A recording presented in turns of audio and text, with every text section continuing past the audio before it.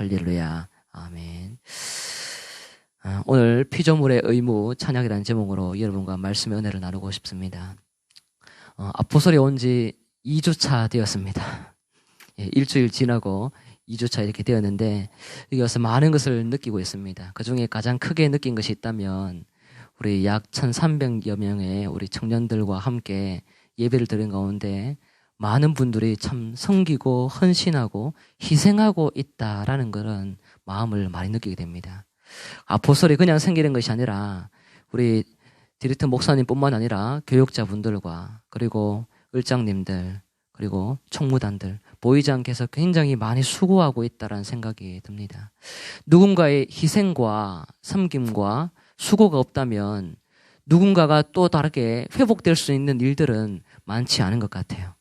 하나님의 백성도 많이 지치고 보이지 않게 힘들고 어렵게 살고 있을 때에 보이지 않는 하나님의 도우심과 역사와 또 일하시는 그런 모습이 있을 때에 반드시 하나님의 백성도 살아날 줄 믿습니다.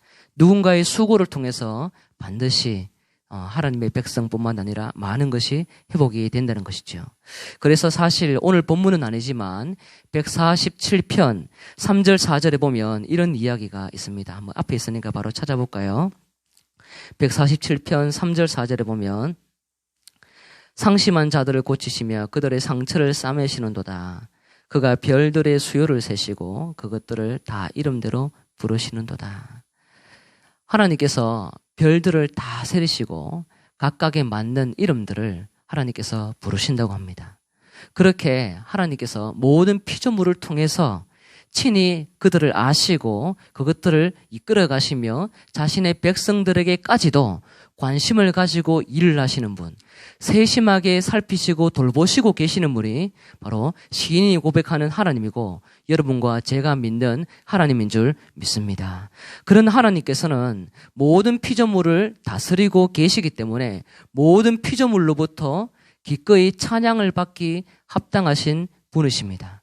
그래서 오늘 시편 148편에서는 모든 만물을 들어서 하나님을 찬양하는 우주적인 그런 찬양대, 우주적인 성가대 같은 그런 느낌으로 하나님을 찬양을 하고 있습니다. 그래서 크게 보면 148편에 두 가지로 등장하는데요. 하늘을 향해서 찬양을 하라고 이야기하고 두 번째로 땅을 향해서 찬양하라고 이야기를 합니다. 그래서 1절에서 6절을 보면 하늘의 찬양들을 이야기하는데 먼저 살펴보면 1절에 하늘이라는 단어가 나옵니다. 나오나요? 예, 나오죠. 하늘이라는 단어가 나옵니다.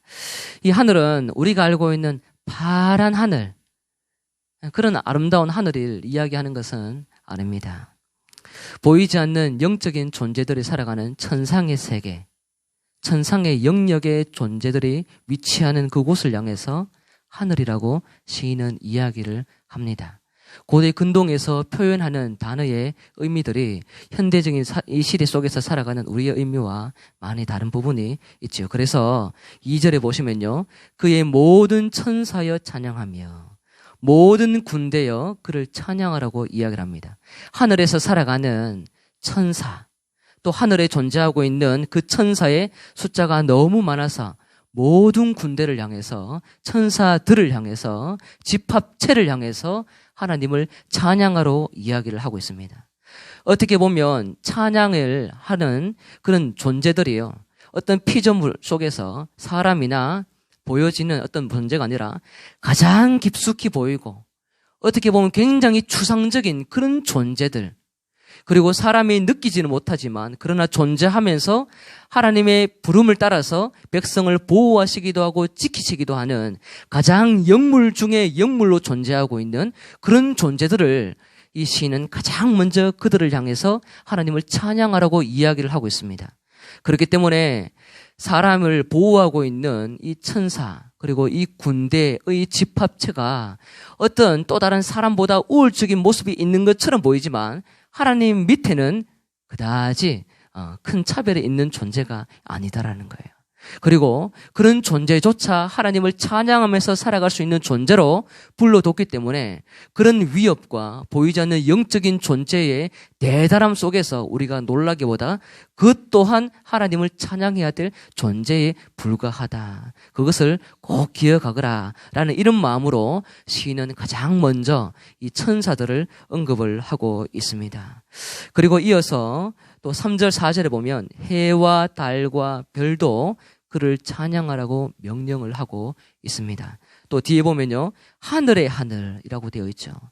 하늘의 하늘, 이 표현은 이 최상급입니다. 하늘 위의 하늘이라는 이 최상급인데 가장 신령한 하나님이 거주하고 있는 그런 영역 같은 곳.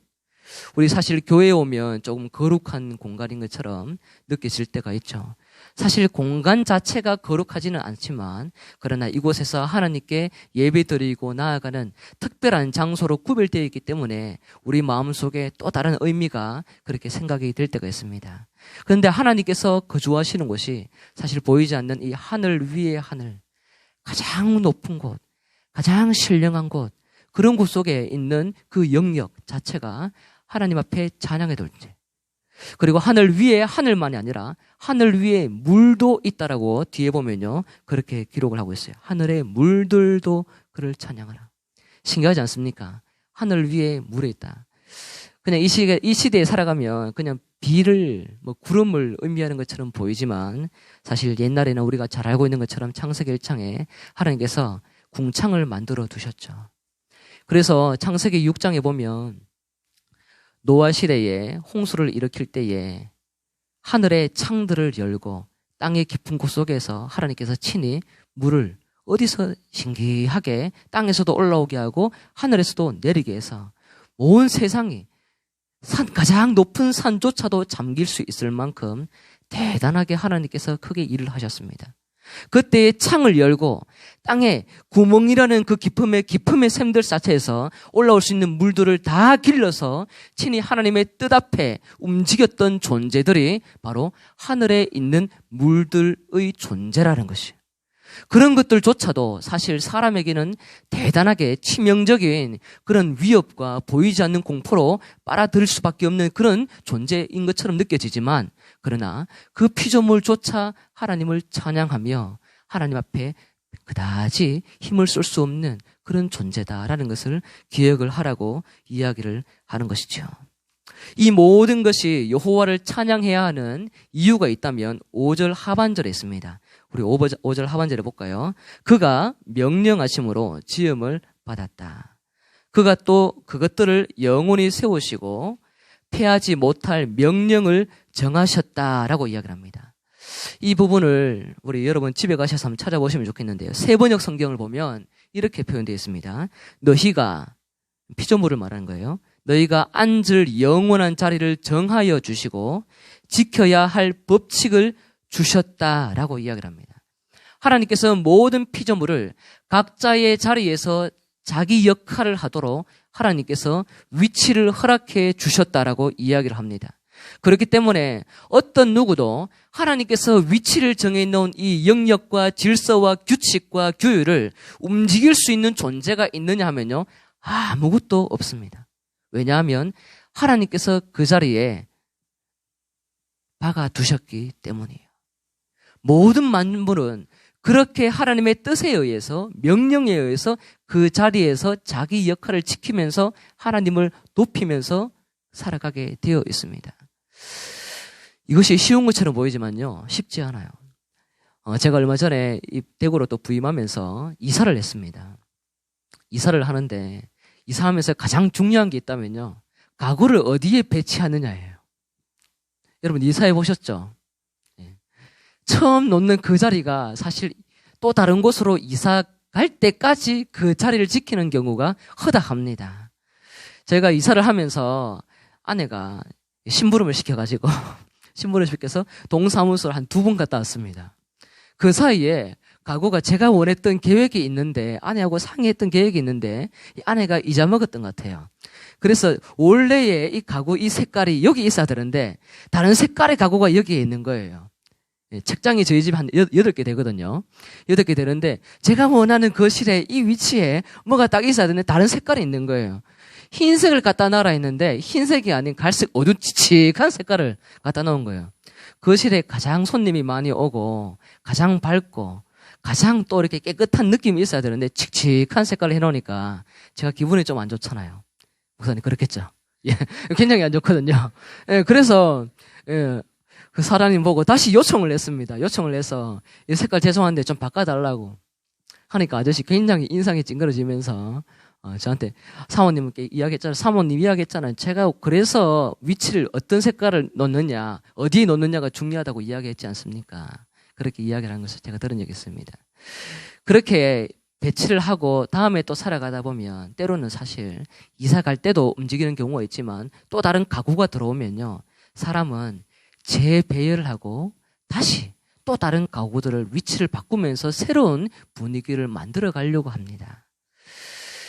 사람은 그렇게 오래 무언가를 좋은 분위기, 그것이 오래 간직되는 것처럼 보이지만 그러나 조금 식상하게 느껴지면서 새로운 분위기로 만들어 가려고 하는 것이 사람의 짧은 생각입니다. 그러나 하나님께서 만들어 놓으신 모든 만물은 자기 자리에서 각자의 위치 속에 각자의 역할을 감당하며 질리지 않게 하나님께서 원하시는 그 방법과 뜻에 의해서 하나님께서 원하는 그 모든 계획을 향해서 친히 그 자리에서 모든 것들을 이루어낼 수 있는 하나님의 첫 번째의 창조, 질서, 틀리지 않았던 그 모습이 모든 세계가 지금 자기 자리에 있는 하늘 속에 존재하고 있는 피조 세계의 위치라는 것이에요. 거기에서 하나님께서 지키고 있기 때문에 그건 위에서 또 다른 어떤 하나님보다 높은 존재가 모든 만물을 다시 다른 방향으로 자리를 뒤틀 수 있느냐 할 때에 절대로 그럴 수가 없다는 것이요. 그렇게 피조세계는 하나님을 찬양하고 높이고 또 하나님 앞에 어떤 피조물과 다를 바 없는 가장 그 자리에서 자기 자리를 지켜나가는 한 위치의 존재다. 그렇기 때문에 우리가 천사라는 존재, 하늘에 궁창, 보이지 않는 많은 별들 이런 것을 보면서 우리가 숭배하고 경배하고 좀 또 다르게 의미를 부여하기보다 이 모든 존재조차도 하나님 앞에 찬양해야 될 존재라는 것을 꼭 기억을 할 필요가 있을 것 같습니다. 그리고 두 번째로 보시면요. 7절부터 보면 땅에 대해서 여호와를 찬양하라고 등장합니다. 1절에는 하늘, 7절에 보면 땅이라고 이제 등장을 합니다. 그러면서 가장 먼저 등장하는 단어가 너희 용들과 바다여 라고 되어 있습니다. 용들과 바다. 용이라는 단어는 우리가 잘 아는 것처럼 구약 성경에 리오야단 같은 보이지 않는 그냥 좀 신화 속에 존재하는 것처럼 보이지만 그러나 그들의 세계관 속에서 결코 떨어질 수 없는 위협적인 존재. 공포를 줄 수밖에 없는 존재. 보이지 않는 것처럼 보이지만 그러나 존재하고 있는 것처럼 이 세상 속에서 우리에게 하나님의 백성들과 하나님의 사역들을 가로막고 저지하고 있는 굉장히 부정적인 존재로 등장하고 있는 것이 용들과 바다입니다. 그래서 사실 신약시대에 넘어오면요. 예수님께서 바다 위를 걸어가고 또 바다 풍랑이 일고 배가 요동치는 그 바다를 잠재울 때에는 예수님께서 이 고대 근동 속에 살고 있는 유대인들의 히브리적인 그 사고관을 가지고 와서 바다를 잠재울 수 있는 능력이 하나님인데 그 하나님 자신의 능력이 나에게 부여된 거야. 이런 관점에서 예수님이 친히 바다를 잠잠하게 할 때가 많습니다. 이렇게 어떻게 보면 용들과 바다, 땅 위에서 거주하고 있는 세력 중에서는 가장 높고 그 위치가 너무나도 대단해 보이고 명예롭고 또 우리에게는 도움이 그다지 되지 않을 존재인 것처럼 보이지만 그런데 그 분자 자체가 친히 하나님을 찬양해야 될 피조물에 불과한다라는 것을 기억을 하며 그들로 하여금 노래를 찬양을 명령을 하고 있습니다.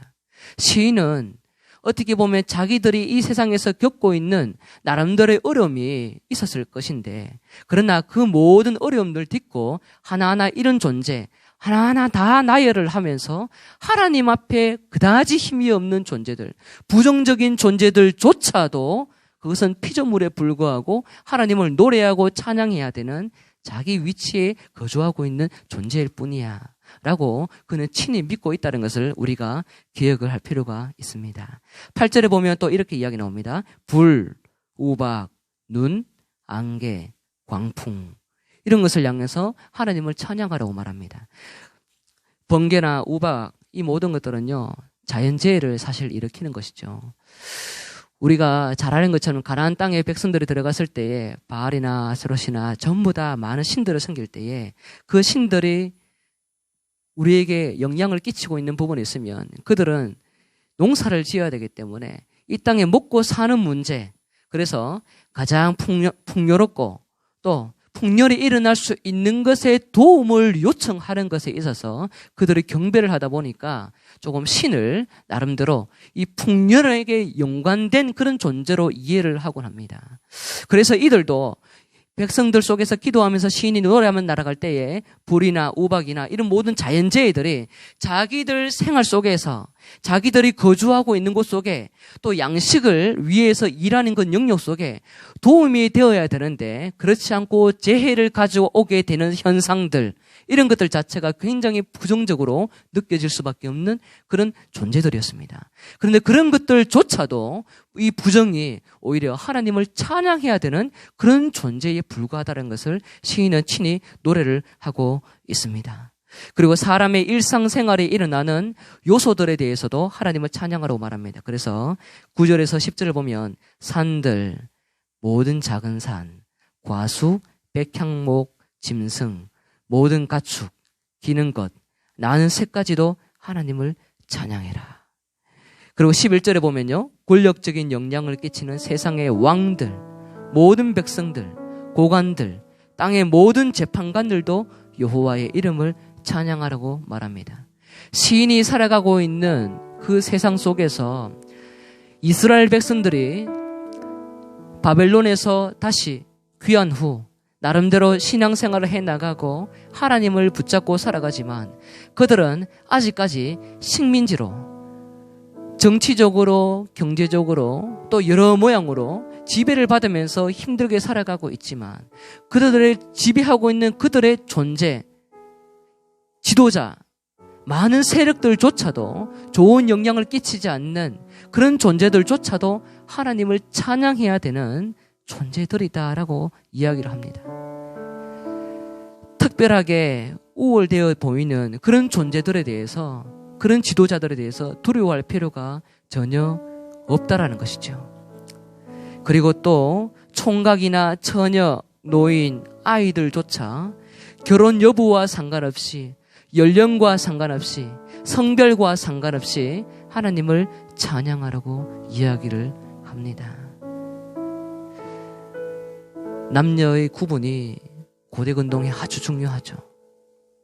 결혼 여부를 통해서 또 자녀 해산을 통해서 복과 저주가 갈려지는 그런 시대 속에 시인은 그 모든 하나님 앞에 모든 피조물과 성별과 남녀노소 빈부 귀천 모든 것을 다 동등한 위치에 놓고 똑같은 피조 세계의 존재로 이해를 합니다.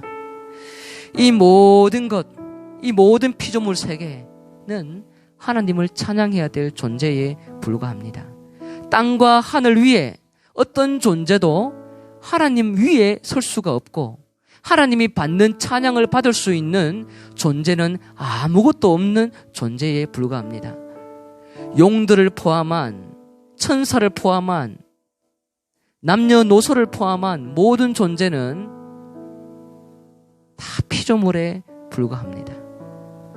그런 가운데에서 하나님께서는 백성들을 구원해 주셨습니다. 그래서 14절 보면 그가 그의 백성의 뿔을 높이셨으며 그는 모든 성도 곧 그를 가까이 하는 백성 이스라엘 자손의 찬양받을 이시로다. 할렐루야. 하나님은 땅 하늘 모든 것으로부터 기꺼이 찬양을 받으시되 그 속에서 구별해서 백성들의 친히 하나님 품으로 껴안으시고 초대해서 구원의 뿔을 높이시며 백성들을 사랑해 나가시는 그런 하나님이셨습니다. 모든 만물도 당연히 하나님을 찬양해야 되지만 구원받은 백성이 마땅히 하나님께 돌려야 될 내용, 또 다른 피조물들과 구분된 그런 위치 속에서 하나님을 사랑하며 하나님께 부름받은 그 아름다운 노래로 영광 올려드리는 것이 시인이 고백하는 신앙적인 신앙의 고백 내용이고 그의 찬양의 내용이었습니다.